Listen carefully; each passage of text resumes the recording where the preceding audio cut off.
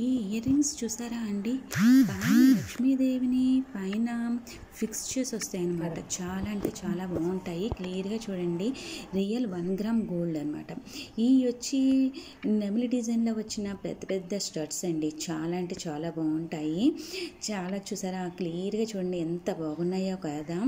Real 1 gram gold అండి. ఇది వచ్చి దశ నరసింహస్వామి ఇయర్ రింగ్స్ అండి.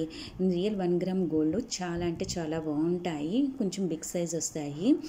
చూసారా ఎంత బాగున్నాయి, యాంటిక్ ఫినిషింగ్తో వచ్చేసాయి.